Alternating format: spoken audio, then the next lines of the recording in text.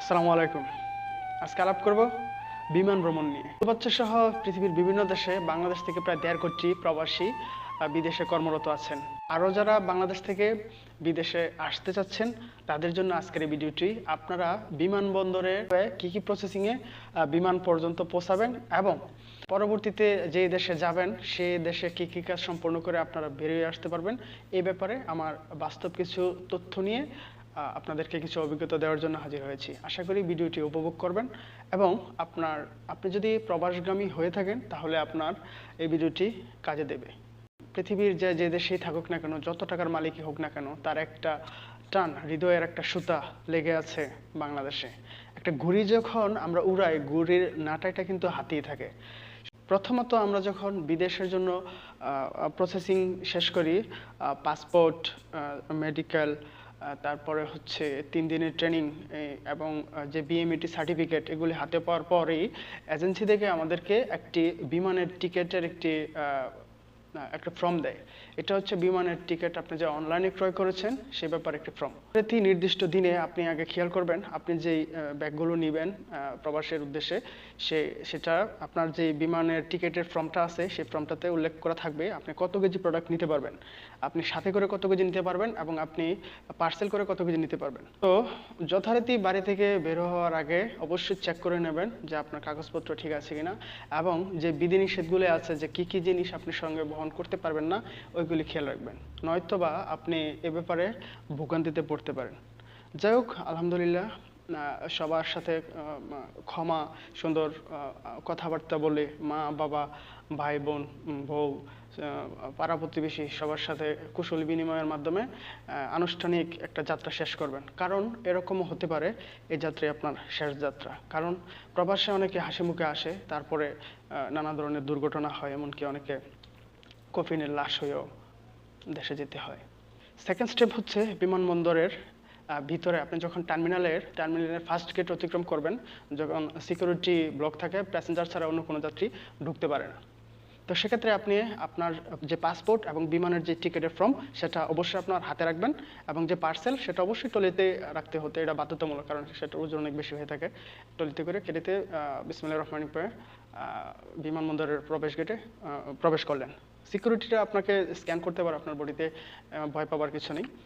হযরত শাহজালাল আন্তর্জাতিক বিমানবন্দরের ভিতরে প্রথম আমার কাছে যেটি গুরুত্বপূর্ণ মনে হয়েছে সেটা হচ্ছে আমি যেই কার্টনটি পার্সেল এনেছি, একটা জায়গার মধ্যে একটা কাগজ দিয়ে সেটা আবার মুড়ানো হয়।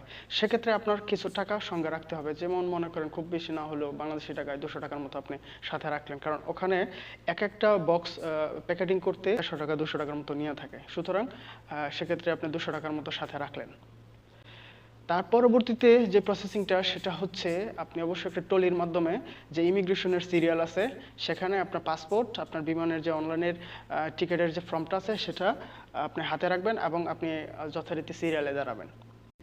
ইমিগ্রেশন কর্মকর্তার নিকটস্থ যাওয়ার পরে প্রথমে আপনার পাসপোর্ট এবং আপনার যেই বিমানের যে টিকিটের ফর্মটা আছে সেটা তাকে শো করবেন এবং সাথে অবশ্যই আপনার পার্সেল রাখতে হবে, কারণ এখান থেকেই আপনার পার্সেল চলে যাবে বুকিংয়ে এবং আপনি চলে যাবেন ইমিগ্রেশন হয়ে বিমানে।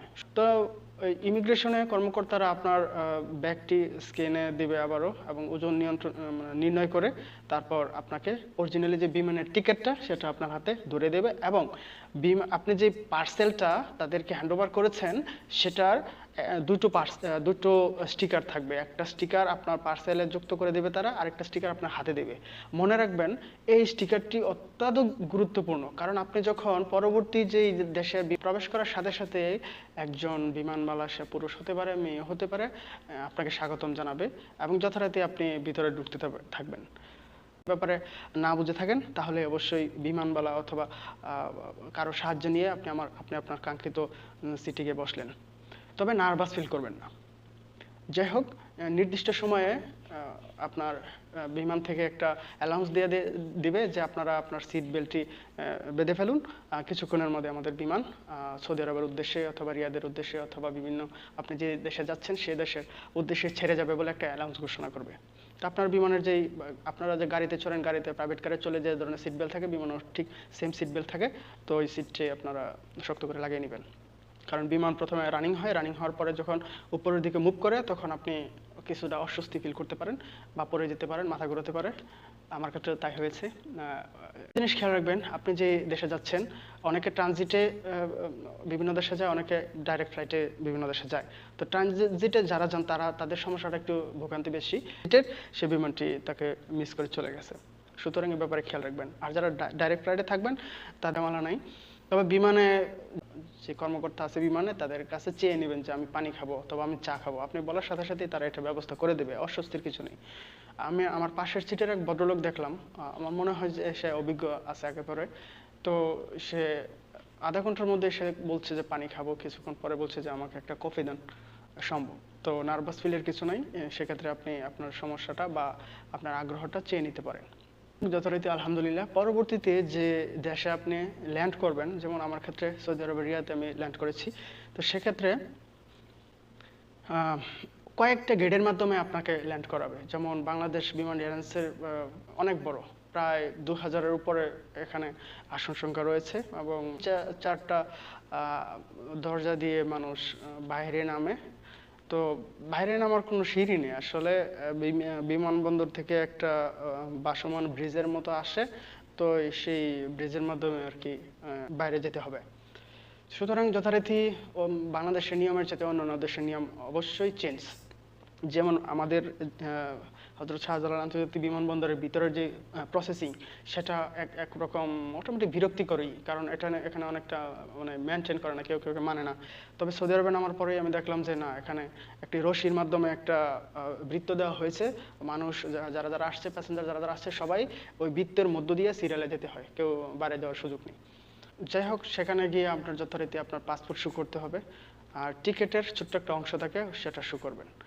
এবং আপনি আপনার পাসপোর্টের মধ্যে তারা একটা পারমিট অ্যালাউ করে দেবে। এই পারমিটটি হচ্ছে সৌদি আরবের যে ইকামা নম্বর বলা হয়, এটা দিয়ে ইকামা নম্বর তোলা হয়। সুতরাং অবশ্যই পাসপোর্টটি চেষ্টা করবেন আপনার কাছে রাখার জন্য, কারণ পাসপোর্ট মনে রাখবেন আপনার ব্যক্তিগত অধিকার। যাই হোক, আলহামদুলিল্লাহ, যথারীতি সৌদি আরবের ইমিগ্রেশন শেষ করার পরে আপনার নির্দিষ্ট আপনার যেই বেল আসার কথা, আপনার যে সামানটা আপনি বাংলাদেশে রেখেছিলেন বিমানে, সেটি ওই বেলের মধ্যে এরকম ঘুরতে থাকবে। তো আপনি অবশ্যই আপনার ব্যাগ দেখে চেনার কথা, এবং আপনি যথারীতি আপনার ব্যাগটা রিসিভ করলেন। রিসিভ করে এখন আপনি এক্সিটের যে দরজাটা আছে সে দরজা দিয়ে আপনি বাইরের দিকে রওনা হলেন। তো তারপরের পরবর্তী প্রসেসিং তো আপনাদেরই জানা আছে। তবে এখানে সবচেয়ে গুরুত্বপূর্ণ যে বিষয়টি হচ্ছে সেটা হচ্ছে আপনি বিমানবন্দর থেকে নামার সাথে সাথে আপনি কিন্তু নেটওয়ার্ক বিচ্ছিন্ন। সুতরাং আপনি কিভাবে যোগাযোগ করবেন কারোর সাথে? সেক্ষেত্রে বলে রাখি, বিশ্বের যে কোনো বিমানবন্দরে আপনি নামেন না কেন, আপনি ওয়াইফাই অ্যাক্টিভ করবেন। ওয়াইফাই অ্যাক্টিভ করার পরে বিমানবন্দরের সবগুলি ওয়াইফাই মোটামুটি ফ্রি সার্ভিস থাকে। তবে নির্দিষ্ট কি প্রসেসিং আছে। কি প্রসেসিং? সেটা হচ্ছে আপনি যখন যে কোনো ওয়াইফাইয়ের ভিতরে ঢুকতে চাবেন, তখন আপনি যদি বাংলাদেশ থেকে আসেন তাহলে বাংলাদেশের নাম্বারটা চাবে যে কোন নাম্বার থেকে আপনি অ্যাক্টিভ করতে চাচ্ছেন। তখন আপনার নাম্বার দেওয়ার সাথে সাথে সেটা অ্যাক্টিভ হয়ে যাবে। আমার ক্ষেত্রে তাই হয়েছে। আর কিছু কিছু প্রসেসিং আছে, সেটা এই মুহূর্তে আমি একজ্যাক্টলি বলতে পারছি না। তো এভাবে নেটওয়ার্ক প্রসেসিং করা যায় মোবাইলে। তারপর আপনি আপনার কাঙ্ক্ষিত ব্যক্তিদের সাথে যোগাযোগ করে বাইরে দেখবেন যে অনেকে আপনার অপেক্ষা করছে, বা আপনি আপনার নির্দিষ্ট গন্তব্যে পৌঁছে যাবেন। তো এই ছিল আমার বিমানের অভিজ্ঞতা। সর্বোপরি এটাই বলতে চাই, দেশ প্রেম সবার ভিতরে আছে, যে খারাপ তারও আছে, যে ভালো তারও আছে, দেশের প্রতি টান সবারই আছে। তাই আমরা যারা প্রবাসে আছি চেষ্টা করবো আমরা বৈধ পথে, যদিও আমরা ফ্যামিলির জন্য আসি, আমাদের সকল ইনকাম ফ্যামিলির জন্য, ফ্যামিলি ডেভেলপের জন্য, কিন্তু এতে করে বাংলাদেশেও একটা বড় রকম সুবিধা পেয়ে থাকে বাংলাদেশের আর্থিক খাতগুলি। তো আমরা যদি বৈধ পথে টাকা পাঠাই তাহলে হয়তো কিছু সংখ্যক টাকা কম পাবো, কিন্তু আমি বলতে পারবো যে না, আসলে আমার মধ্যে কোনো ফাঁকিবাজি নেই। আমি আমার ফ্যামিলির জন্য যেরকম অবদান রেখেছি, আমি আমার দেশের জন্য অবদান রেখেছি। আর বাংলাদেশের সরকার যারাই আছেন তারা অবশ্যই প্রবাসীদের কিছু কিছু ব্যাপারে অবশ্যই খেয়াল রাখবেন। যেমন আমরা প্রবাসীরা 2 বছর, 5 বছর, 7 বছর পরে দেশে যাই, আমাদের সন্তানদের জন্য, আমাদের বাবা মায়ের জন্য কিছু সংখ্যক জিনিসপত্র আমরা নিয়ে যাই অনেক স্বপ্ন নিয়ে। দেখা গেছে যে বিমা কর্মীগুলি আছে তাদের গাফিলতির কারণে তারা যে তাদের অসতর্কতার কারণে আমাদের যেই কার্টুনগুলি থাকে তারা তাদের ইচ্ছা মতো ফেলে দেয়। তো এতে করে আমাদের বক্সে থাকা অনেক কিছুই নষ্ট হয়ে যায়। তো এই ব্যাপারে অবশ্যই আপনারা প্রবাসীদের প্রতি একটু সদয় হবেন, কারণ প্রবাসীরাই ভালো থাকলে আপনারাও ভালো থাকবেন, দেশ ভালো থাকবে। তো দেখা হবে পরবর্তী নতুন অন্য আরেকটি ভিডিওতে। সেই অবধি আমার চ্যানেলটি ফলো করে রাখুন এবং পাশেই থাকুন। আল্লাহ হাফেজ।